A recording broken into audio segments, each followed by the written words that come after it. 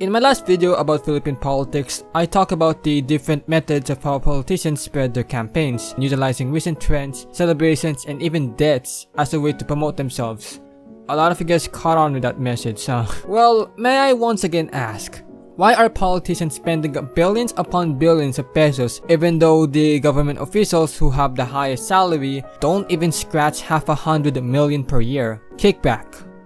As in corruption, politicians stealing taxpayer government money and putting it right into their pockets while overinflating the budget of a certain project, resulting in fewer opportunities for government funds to actually help the people, and instead they help themselves in a life of luxury. Yeah, we're gonna talk about that. But before we do, I would want to go through a couple of interesting political banners before we talk about the greedy part of the consequences of politicians with main character syndromes and handling money in the government. This is the political banner of a 2023 barangay councilor candidate, Robert De Assis.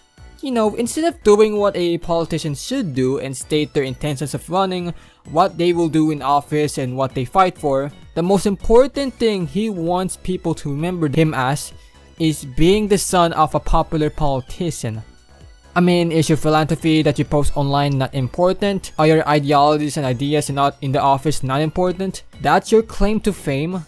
Your mom? I guess holidays aren't spared from the political machinery. Even on Independence Day, you can't seem to take a break from land grabbers exploiting your 2020 vision to spread their stupid political dynasty and continue serving dirty water to people. There's something unseemly about exploiting the freedoms of our country for political gain. It's the bare minimum as a public servant to celebrate Independence Day, and you decided to spend like billions of pesos to use it as advertising for your family business. Quite ironic to put a call for a selfless action right next to a selfish action. Like, I get that the whole event started because of his birthday, but this is nothing more than just a way to spread your political aspirations, man. Dude, which one is graduating? The class of 2024 or the random bozos on the bottom? At least they didn't force anyone's name in the image, so people don't have to remember their fuck-ass names and forget their faces. Are Apollo Cribollo's campaign ads in violation of RA number 8491? Just start off this question because all the campaign ads I have seen for Apollo Cribollo use the Philippine flag as backgrounds. It shall be prohibited to use, display, or the national flag to be part of any advertisement or infomercial.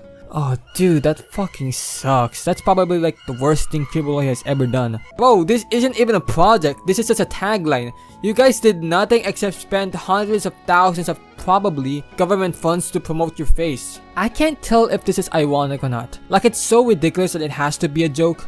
But the thought that a mayor might have spent government funds to promote his political ambition in a coffee pack out of all things makes me worried. One poster is enough, man. This is like 30 posters of the same person right next to each other. How much fucking money out of the 2 billion this girl spent did they give to this random coffee shop? Oh, the Villiers own that coffee shop. Am I the only one who thinks that businessmen and billionaires shouldn't enter into politics? We don't need you making a business out of being a public servant who does the bare minimum. Even computer shops are not safe from political adverse. Someone shared with me the image of a TNT branch in Taglibaran, Bohol, and they also have the same ad. FYI, the founder and current owner of this computer shop company, Eric Ridolfin, is a member of Iglesia Ni Cristo.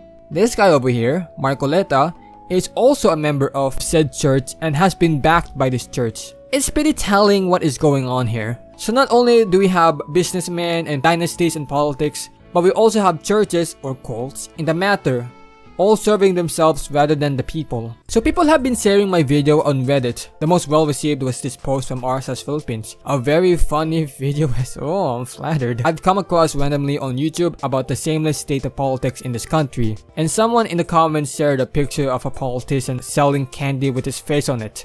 Sir, what flavor is this? Bantot? I wish there were a real-life U-Block origin for political advertisements. Well, we may have a chance at turning this dream into a reality. In the recent 2025 general elections, activists and critics started putting stickers and defacing political banners. The most prominent was putting stickers on the faces of these politicians. In Baguio City, there are proposals to enact an anti-EPO law that bans politicians from posting political banners in public. In Pasig City, an ordinance was enacted to combat political banners. Now, there are a bunch of other examples of shameless political advertising in the country that I can go to, from vehicles, many vehicles actually, to walls, to relief goods, to even peanut butter. Well, what I want to focus on for this video is basically explained by this image. It has a sense of irony to it, billions upon billions of pesos that are the taxes of the people are spent on flood control projects. And flooding is still a rampant issue within the country. It's like, where are these said flood control projects?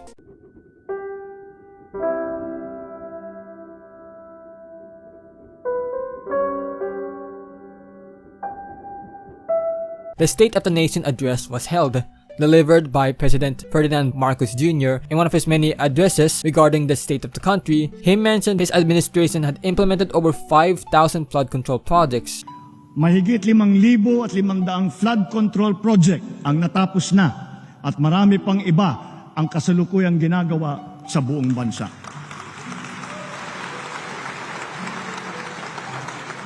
What happened then? Many people mocked him, questioning, are the 5,000 flood control projects in the room with us right now?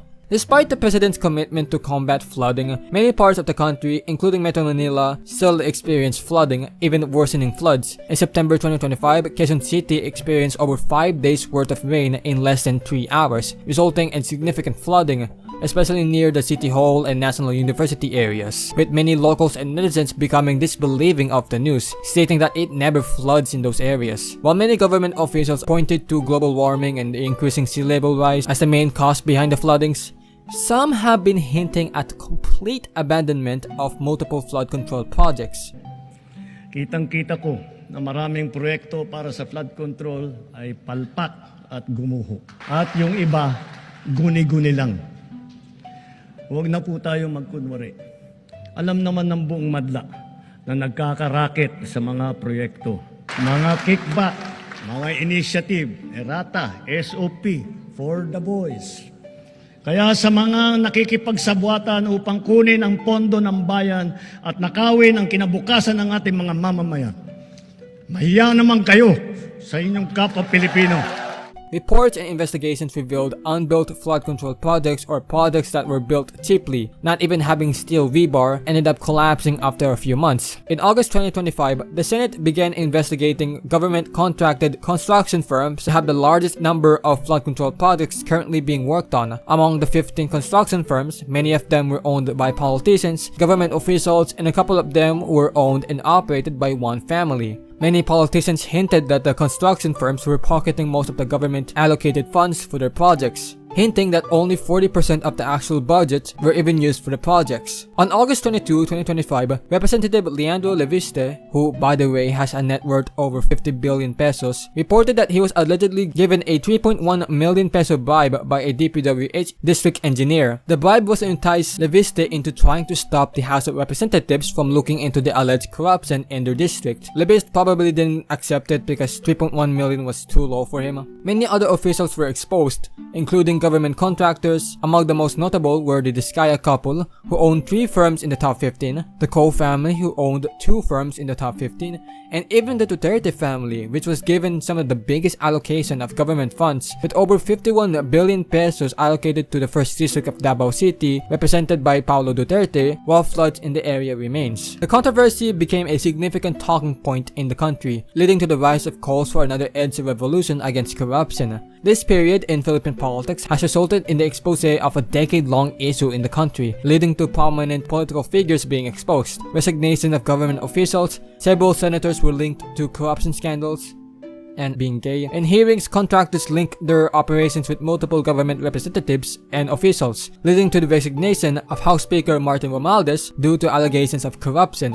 While these links are still allegations, a common theme among them is that they have performed extreme levels of political advertising. And the most ironic part, those who were accused are also the ones investigating themselves. Those leading the investigation hearings already having a history of corruption, while some are dedicated to protecting one side while attacking the other side. While I desperately try to make things humorous or optimistic in these kinds of issues, there is no way to look away from the fact that this country is not only politically corrupt but morally corrupt. There is corruption all around us at this point. We keep feeding this cycle of voting for self-servants, not public servants, while we constantly look down on those who try to make an effort into trying to be a public servant or fight for what they believe in. Fuck this country, man.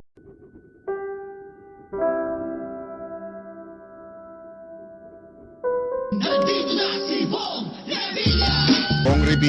Now, it seems as though government officials and contractors are not the only ones embroiled in this issue. The relatives of said officials have been subjected to online attacks by netizens, labeling them as thieves and corrupt people. On the social media, many of them flaunt their luxurious lifestyles amidst the flood control controversy. Claudine Ko, the daughter of a construction firm owner and the niece of a representative, deactivated her social media accounts due to backlash she received from her posts flaunting luxury items and private flights. Jamie Cruz, the daughter of a construction firm that secured at least 3.5 billion pesos in government funds, was criticized due to her flaunting luxury items, leading to her deactivating her social media accounts. The Discaya couple owned over 40 luxury cars, including Mercedes, Rolls-Royce, Porsches, and many more, with most of them being unregistered.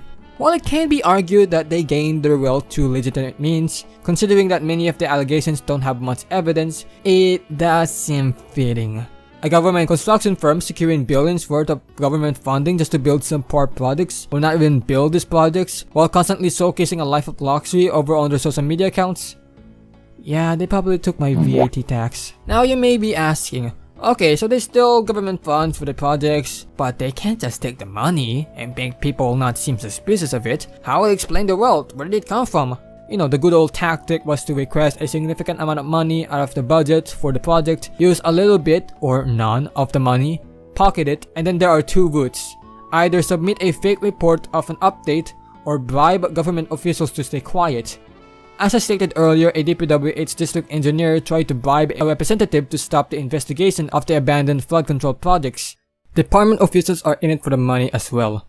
Okay, sure, they ask for money, they do nothing, they keep the money and send a fake report that justified the funding or bribe the district engineer to keep them off the radar and make things seem fine. But how do they clean the money and make it seem like, you know, they earned it legitimately? Dude, that's like too many fucking ways. However, a new strategy was just discovered. I forgot the exact term, so let's just call it laundering chips. A person goes into a casino and hands in embezzled funds and converts them into casino chips. They play once and win or lose, and then they return the chips and convert them into cash, now declared as winnings. Now, where is the dirty, embezzled government fund that was supposed to be used for a construction project?